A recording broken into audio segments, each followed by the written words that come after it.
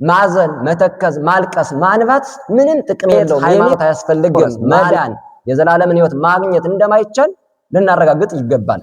እንዴት ካላችሁ ወወልድ ወመንፈስ ቅዱስ አሐዱ አምላክ አሜን።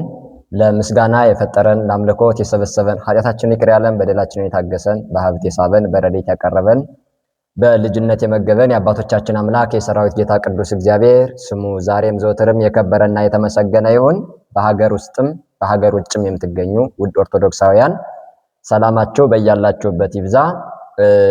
ከዚህ በማስቀጠል አንድ ርዕሰ ጉዳይ በማንሳት ስንማማር የምንቆይበት ርዕሳችን የሚሆነው ማንም እንዳያስታችሁ ተጠንቀቁ፣ የሐዋርያው የቅዱስ ማቴዎስ ወንጌል ምዕራፍ 24 ተራ ቁጥር 4 ላይ ያለው ቃል ነው። ይህንን ቃል አምላካችን መድኃኒታችን ኢየሱስ ክርስቶስ በደብረ ዘይት ተራራ ላይ ተቀምጦ ሳለ ቅዱሳን ሐዋርያት ደቀ መዛሙርቱ እሱን ጥያቄ ጠየቁት። የዓለም የማለፊያ ምልክቱ መገለጫው ዓለም እንደሚያልፍ ማሳያዎቹ መንገዶቹ ምንድናቸው ብለው ክርስቶስን ሲጠይቁት እሱም ምልክቶችን ሲነግራቸው እንዲህ ተብሏል። ከዚያ በፊት ግን እነሱ አንድ አምሮ ደምቆ ሰምሮ በጣም ተውቦ የጠዋት ፀሐይ አርፎበት አሸብርቆ ያዩት ሕንፃ ነበረና ያንን በማየት እንዴት ዓለም ያልፋልም ትላለ ለማለትም ጭምር ስለነበረ ይህ የምታዩት እንዲህ ዛሬ በጠዋት ፀሐይ እንዲህ ተውቦ አምሮ ደምቆ የምታዩት ሕንፃ እውነት እውነት እላችኋለሁ ድንጋይ በድንጋይ ላይ ሳይፈርስ አይቀርም በማለት ይህንን ሐሳብ ነገራቸው። ዛሬ እኛ በአንድም በሌላም በልዩ ልዩ መዋቢያ መንገዶች የተዋበው ሰውነታችን እንደሚፈርስ ነገ ሞት እንደሚያፈርሰው እንጂ እንደማይፈርስ ለምናስብ ሰዎችም ጭምር ትምህርት የሚሰጠን ሐሳብ ነው። ብዙዎቻችን በጣም ያማረውን ሰውነታችን በማየት ውበታችንን በማየት እንደማንሞት ስለምንቆጥር እሱን ያሳየናል። ወይም የሚያምር ቤት ስላለን ምታምር ሀገር ስላለችን ማትፈርስ ወይም ደግሞ ማታልፍ የሚመስለን ሰዎች ካለን ስተት ነው ማለት ነው። ግን እሱ ግን ክርስቶስ ከፍ አደረጋቸው አሳደጋቸውና ከዚህ በተጨማሪ ከዚህ ሌላ የማያልፈው ግን ይህ ነው በማለት ነገራቸው ማለት ነው። ይህ ያልፋል አለና ነገር ግን የማያልፈው ጉዳይ የትኛው ነው ሲል እየነገራቸው ነበረ።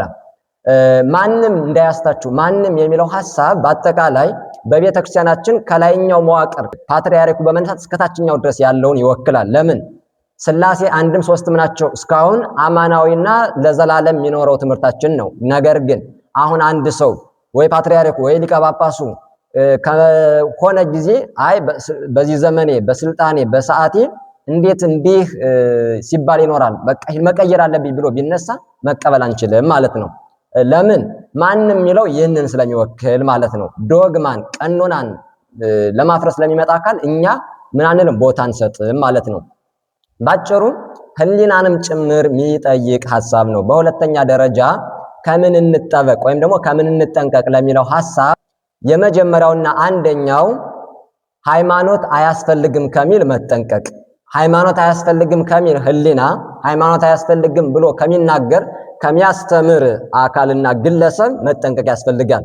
ሃይማኖት አያስፈልግም ማለት በራሱ ሃይማኖት ስለሆነ በጣም በብዙ መድረክ ዓለም ሰፊ መድረክ ሰፊ ልሳን ሰፊ አንደበት አላትና በዚያ ሁሉ የምታንጸባርቀው ወደ ትውልዱ የምታስተጋባው በአንድም በሌላም ጎዳናዋ ምን የለም በማለት ነው። ሃይማኖት አያስፈልግም በማለት ነው።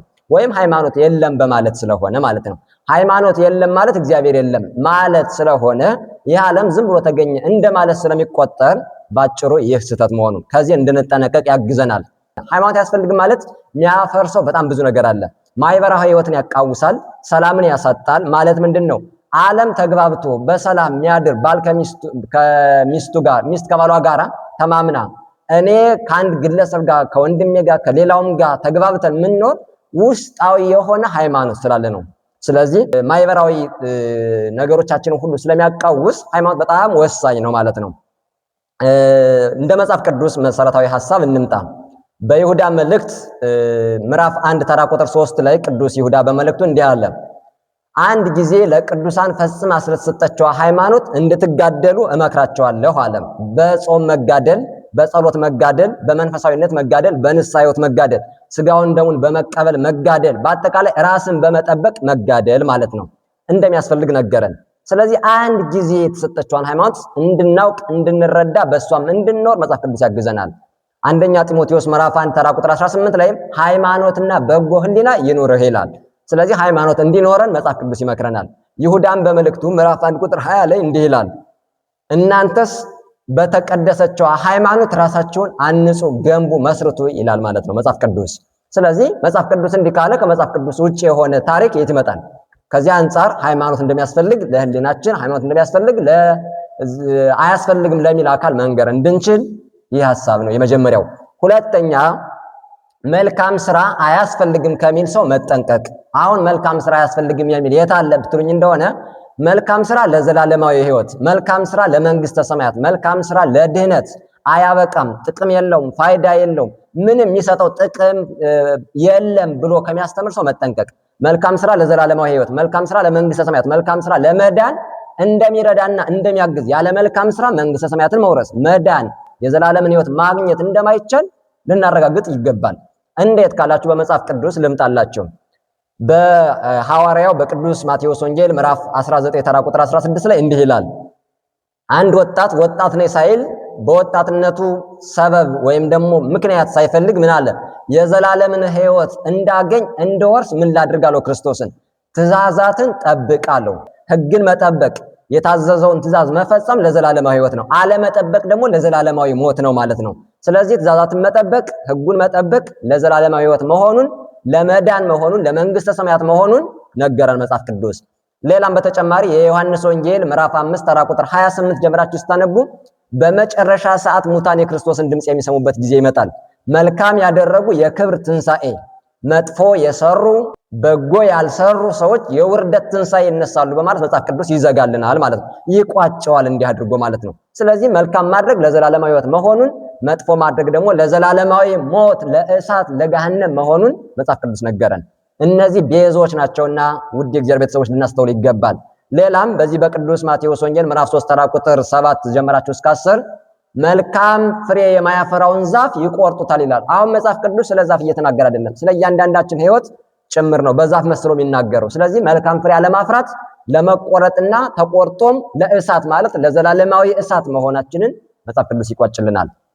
በተጨማሪም ሁለተኛ ጴጥሮስ ምዕራፍ 1 ተራ ቁጥር 4 ጀምራችሁ ስታነቡ በሃይማኖታችሁ ላይ መልካም ስራዎችን ጨምሩ ይላል። በጎነትን፣ ቅንነትን፣ ታዛዥነትን ይልና ለሃይማኖታችን ማጣፈጫ የሚሆኑ ቅመሞችን እንድንጨምር ያግዘናል።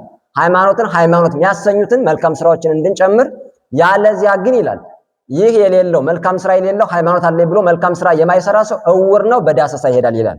ስለዚህ መልካም ስራ እንደሚያስፈልግ መጽሐፍ ቅዱስ ይዘጋዋል ማለት ነው።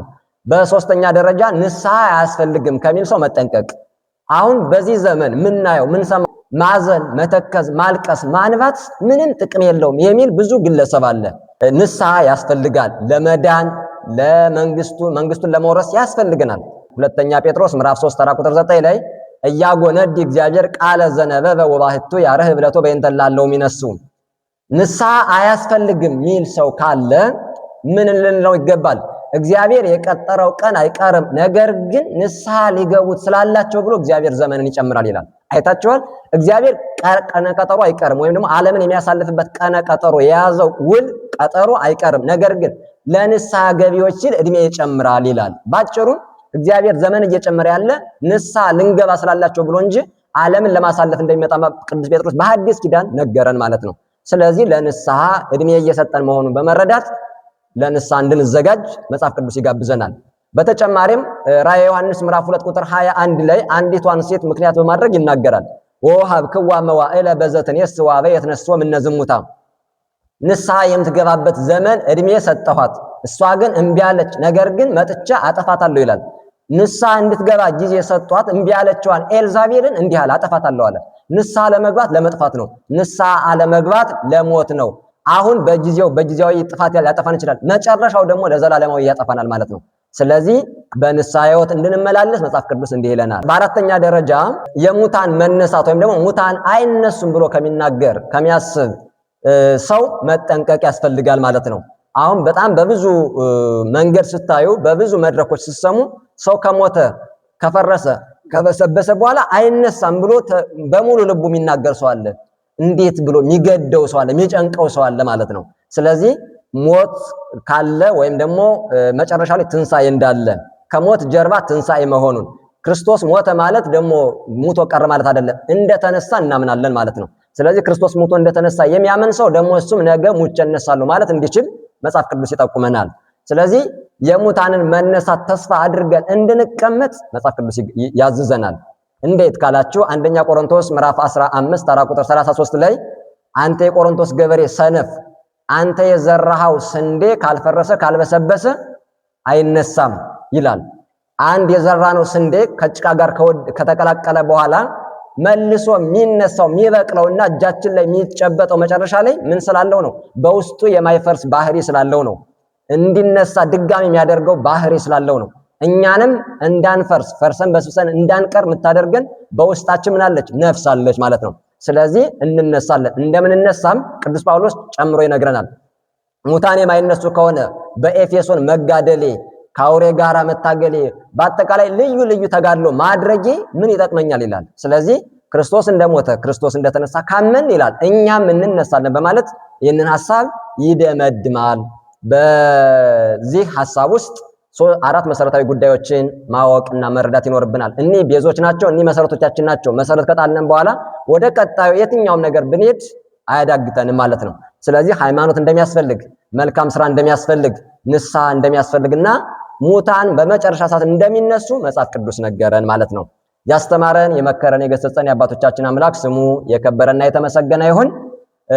ከዚህ በመቀጠል ያው ይህ ሚዲያ አዲስ በመሆኑ እያንዳንዳችሁም እጃችሁን በማንሳት ሰብስክራይብ፣ ላይክ፣ ሸር በማድረግ ትምህርቱን ለሚመለከተው ሁሉ እንድታዳርሱ መልእክቴ ነው ማለት ነው። ይቆየን።